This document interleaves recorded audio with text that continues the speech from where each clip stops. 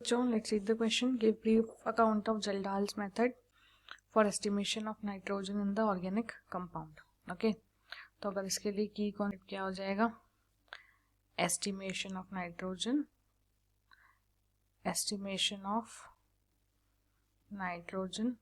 तो देखो इसका अगर हम प्रिंसिपल देखें, सबसे पहले प्रिंसिपल, तो प्रिंसिपल क्या बोलता है that this method is based on the fact that when nitrogenous compound is heated, ठीक है, when nitrogenous compound is heated, जब नाइट्रोजनस कंपाउंड को क्या किया जाता है, हीट किया जाता है. when nitrogenous compound is heated, किसके साथ, with concentrated H2SO4, ठीक है, हीट किया जाता है किसके साथ, concentrated H2SO4 के साथ, किसके प्रेजेंस में, in presence of copper sulphate as catalyst, ठीक है, इन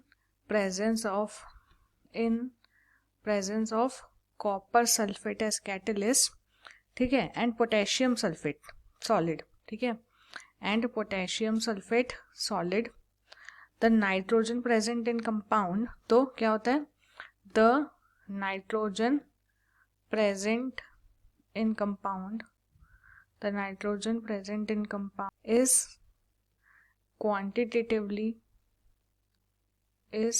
quantitatively converted to ammonium sulfate, ठीक है, and is quantitatively converted to ammonium, ठीक है, जिसके लिए फॉर्मूला क्या बनता है, इसके लिए हम क्या लिख सकते हैं, ऑर्गेनिक कंपाउंड, हमने क्या डाला, कॉन्सेंट्रेटेड H2SO4 डाला, ठीक है, इसके प्रेजेंस में CuSO4, KSO4 catalyst, K2SO4 catalyst के प्रेजेंस में, और उसको हीट करा तो हमारा क्या बन गया, ammonium sulphate, NH4 whole twice SO4, ये हमारा क्या बन गया, अमोनियम सल्फेट. तो अब जो अमोनियम सल्फेट बना है, the ammonium sulphate so formed is decomposed by heating, ठीक है, ये क्या होता है, इसको हम हीट करते थे, क्या हो जाता है, decompose by heating with access of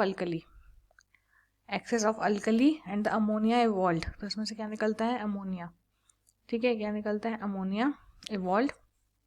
तो जो अमोनिया इवॉल्व हुआ है ना, the ammonia evolve is absorb, जो अमोनिया इवॉल्व हुआ वो क्या हो जाता है, एब्जॉर्ब हो जाता है, ठीक है, किसके साथ, in non excess volume of H2SO4, ठीक है, उसके साथ क्या हो जाता है, एब्जॉर्ब हो जाता है.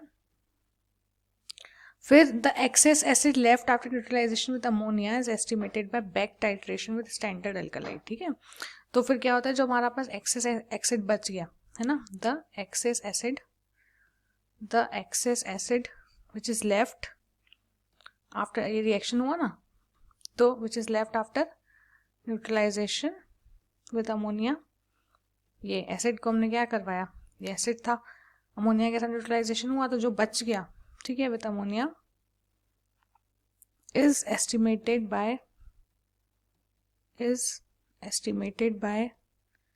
बैक टाइट्रेशन, ठीक है, is estimated by back titration with standard alkali, ठीक है. और परसेंटेज कैसे निकालेंगे, and the percentage of nitrogen is then calculated from the amount of ammonia, ठीक है, अमोनिया के अमाउंट से फिर हम क्या निकाल लेंगे, from the amount of ammonia, ठीक है, फिर अमोनिया के अमाउंट से हम क्या निकालेंगे, नाइट्रोजन का परसेंटेज, ठीक है. तो उसके लिए क्या फॉर्मूला हो जाएगा हमारे पास परसेंटेज निकालने का, उसके लिए हो जाएगा हमारे पास फॉर्मूला, अगर हम देखें तो सबसे सपोज हमने लिया mass of organic compound taken, कितना ऑर्गेनिक कंपाउंड लिया हमने, W ग्राम, ठीक है. जो हमने एसिड लिया उसकी नॉर्मेलिटी ऑफ एसिड, या बोल सकते हैं स्टैंडर्ड एसिड N1, ठीक है. तीसरा वॉल्यूम ऑफ एसिड जो हमने लिया V1 ml, ठीक है। फिर वॉल्यूम ऑफ एसिड लेफ्ट जो बच गया आफ्टर अमोनिया का रिएक्शन हुआ ना, तो जितना बच गया, कितना बच गया, V2 ml बच गया, ठीक है। और volume of N1 acid used, V1 acid, हाँ N1 की मोलैरिटी है, volume of N1 acid used that is neutralised bye ammonia, कितना, V1 माइनस V2 ml, जिसको हम बोल सकते हैं VML, ठीक है। ये हमने ले लिए। हमारे एब्रीविएशंस कौन सी चीज़ क्या है, ठीक है। तो उसके लिए फिर फॉर्मूला क्या निकल कर आएगा, since VML of N1 acid react करता है किसके साथ, VML N1 NH3 के साथ, तो and 1000 ml of NH3 react करेगा 17 ग्राम NH3 के साथ, विच इज इक्वल टू कितना gram nitrogen, 14 gram of nitrogen, है ना। ये तीनों क्या इक्वल है, क्योंकि N2 होता है ना। So VML N1 NH3 is equals to कितना हो जाएगा, कितने के साथ करेगा, 17/1000 into N1 into V gram of NH3, और अगर नाइट्रोजन के उसमें निकालेंगे तो 14/1000 into N1 into V gram of nitrogen. एक ये हो जाएगा आपके पास, एक ये हो जाएगा, ठीक है।